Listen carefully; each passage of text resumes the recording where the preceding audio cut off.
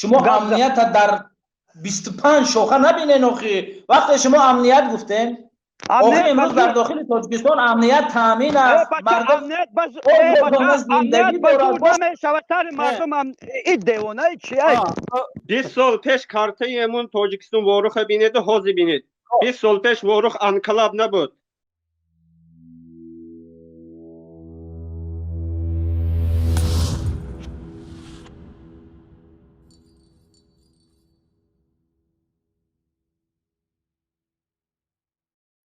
سلام علیکم.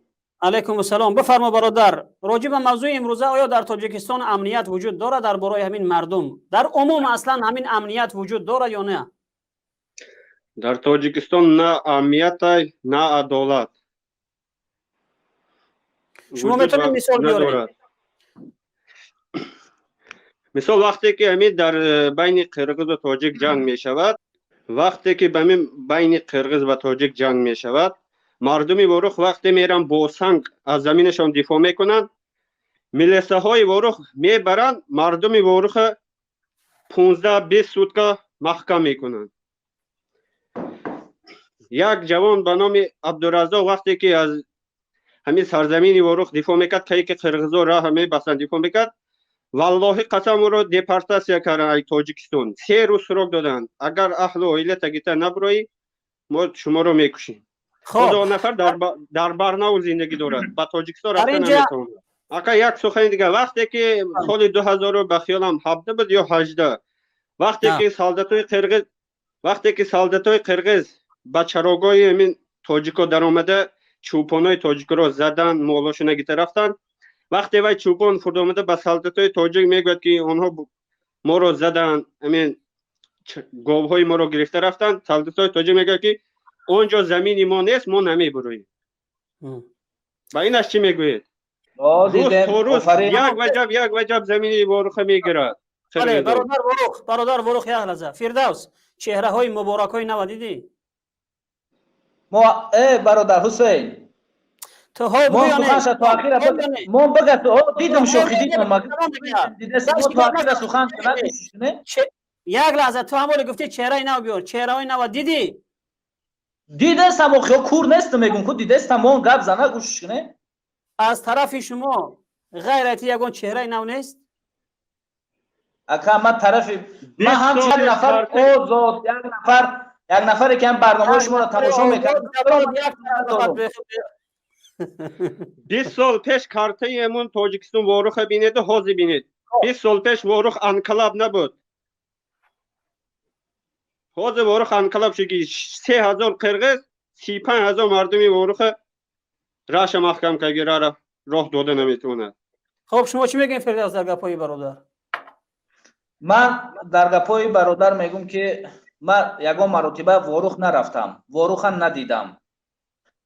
از این معلوماتی که برادر داد اینا یکم بار خبردار شدم. میدانستم که در مرز جنگ است و یک مدت ناآرام بود مرز و طرفا رفتن یک جهت 9 سال از سال 2012 این جانب نمیدونم چی کار کردن نکردن وضعیت تنج کردن الحال مردم آزادانه زندگی دارن. نمیدونم این برادر تا کدام درجه سخناش درست است نادرست است من اینا هیچی گفتن نمیتونم برای که من در اون مسئله معلومات ندارم. این نباشه یگان نفر معلومات دار ببره بخواید گپای برادر اثبات میکنه یا چی 3 روز پیش جنگ بود مسئله بالای امنیت در تاجیکستان من درباره امنیت در داخل تاجیکستان هست یا نیست فکر عقیده خود من گفتم این مردک فکر عقیده خود چه میگه بگه هیچ گپ نه واجب با میبره یک نفر دیگه با او فکر عقیده خود چه میگه یه مقطع استودیو بیرون میکنیم یگان نفر دیگه را قبول میکنیم و فکر عقیده شه بگه به خاطر خودت بسیار بدن در اینجا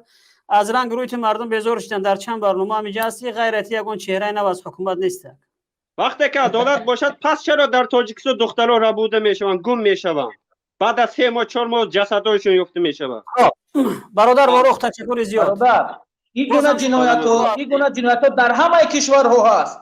امروز در کشورهای ترقی یافته دنیا که امنیتشون به اوج گفتی گپ آسمان رسیدگی است آدما گم میشن کودکا گم میشن اینا شما به خاطر این شما امنیت گفته نمیتونه که در داخل دولت امنیت نیست. همه دولت ها در این گونه است. در امریکا است یک نفر میبره 1000 نفر میکشه پیش میگیرن. امروز شکر خدا در تاجیکستان ایگونه جنایت ها نیست، امنیت تامین است. من نمیدونم شما برای چی چیزا را نادیده میگیرید. این گونه جنایت در همه کشورها هست که یک نفرت میدزدن، یک نفر گم میشه. این جنایت های هست که پیش راه اینا گرفتن. همون کشورهایی که از گفتیم ترقی یافته، امنیتشون ترقی یافته، اینا حتی رهگم زدگیان در این. چرا شما سر مقصد که امنیت در تاجیکستان نفهمیدم. مردم سوزانده میشه در تاجیکستان. چی سوزانده میشه؟ بازارهای مردمی چرا سوزانده میشه؟ در اونجا فکت داره که در کجا بازار سوزاندیان؟ خب اینم بازار سلطان کبیر هم سوخته، کرمان دو بارشید میسوزه. غیر از او جلجم بازار شما چی سوزاند؟ شما البته که اون آدمای شما هست میسوزانه، شما فرمان میتین این گونه. هیچ وقت دولت بازارش نمیسوزانه، هیچ وقت یک نفر بازار نمیسوزانه، شما میسوزانید. شما امروز میخواهید تاجیکستان را بسوزانید. نیت اساسی شما همین است. زنده باشی برادر، خدا نگهدارتان. آقای کاشانی، نیت اساسی مقصد شما هم است که تاجیکستان را بسوزانید. اگر امروز یک بازار سوخت که شما میخواهید وطن را بسوزانید، به همین اغوا اندازی تان برادر حسین، خیلی اغوا نه انداز. عیب است. ولی عیب میفهمی. با مثل که در برنامه قبلی اغوا انداختی که گویا من ماجرا را حرام گفته باشم. آقای کاشانی سلام علیکم. کامرای تا گرون کن. سلام و احترام و تقدیم بر تک تک شما. تشکر برادر، بفرما. موضوع امنیت. بله نه؟ بله. پیش از امنیت ما باید که یک ویژه مقدس ما را میگیم که عدالت. در کشوری که عدالت تامین نیست او امنیت از کجا؟ به کدام منطقی را ما میگیم که امنیت؟ او فقر و بیچارگی. آخه این دستخوان بالای امنیت میرود، با شما کشیدین عدالت بردین. من نمیدونم. ببین برادر، خب درست منطقی گپ گوش کن، بعد خودت فکر خودت بیان. اول منطقی گپ گوش کن. عدالت که نباشه او امنیت از کجا باشد؟ تو امیر جواب بده. و در کجا عدالت نیست؟ چگونه عدالت؟ خانی یک فکت، یک دلیل چی بگو که کی ناعدالتی کردن؟ نسبتی کی ناعدالتی شد؟ چرا سودهای مخالفین پشت دروازه های بسته میگذره؟ باش عدالت هست. من سودیا نیستم، من نمیدونم برای چی. من سودیا نیستی دیگه گم خرید دیگه در جون مردم زدی تام برای جون مردم زدگی و قطعا سوالای بی منطقه. میگه سودیا نیستم. اولا نگرفتم. ترا با هم کوچکی در نزنیم نمیفهمی تو. ما یک کوتاه تحلیلی گپ زدم شد که منطق اوش در سر میبید. همین رئیس جمهور 2 دور 6 بس دیگه حق مردم تلف کرد، حق مردم پولمور کرد. این از کجا؟ این عدالت است، این امنیت است. این بزور حکومت کرده سر مردم، این امنیت است. تو امیر جواب بده. بله امنیت است، امنیت است. ای برادر شما امنیت در 25 شوخه نبینین. آخی وقتی شما امنیت گفتین، آخی امروز در داخل تاجیکستان امنیت تامین است. مردم امنیت بس امنیت بزرگ نمیشود سر مردم. این دیوانه چیه؟ ببینید یک لحظه. خب ما فکر میکنیم قطعی اگر که بسیار صحبت کنین مردم بگم خسته میشه، یگان نفر دیگه ش قبول کنیم باز یک کمتر مردم راحت تر شوند. خب به خاطر که ما خیلی که شما گفتین واقعا ما زمانی که درباره موضوع امنیت صحبت کردیم، امنیت یک کشور البته ربط داره با بعضی مسائلی که اونها در وجود نداشتن اونها امنیت وجود نداره. در ما واقعا فقر هست، امنیت وجود نداره.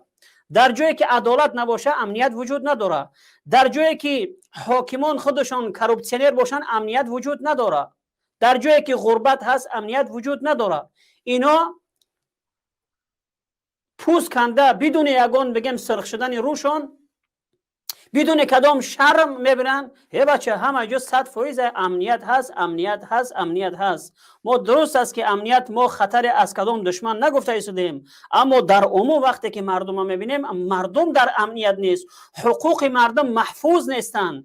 ببین در اینجا در جایی که کرامت انسان، شرف انسان پایمال میشود، کسی از این حمایت نمیکنه. کجا امنیت هست؟ شما چی چیز شما امنیت بگین؟ شما هر جایی که میگم از شما منتظر هستین که طالبان داخل شوند، که شما منتظر هستین که در اینجا امریکایی‌ها بیان شما را بزنن یا که روسیه بیاد شما را بزنن که ما در امنیت هستیم؟ اونجا بگیم که مردم شب میگردن میگن ما در امنیت هستیم. مردم حقوقش محفوظ نیست، این امنیت نبودن است. مردم خوک بسر و در بدر اینا امنیت میگن. بله من میگم خب شما میگن که عدالت وجود ندارد، مادامی که عدالت نباشه کجا امنیت هست؟ میگه عدالت هست. خب بگم عدالت باشه چرا سودها در پشت دروازه های بسته گذرانده می شود؟ هیچ یگان رسانه، یگان خبرنگار، یگان صحافی که هیچ وقت از اینا یگان تفحص یا که تحقیقات از اینا گرفته نمی شود. چرا؟ هبره من بطرس خیلی سودی نیست. هیچ کم میکنید خیلی اینجا اوتجا این کلمه های مقدس امنیت،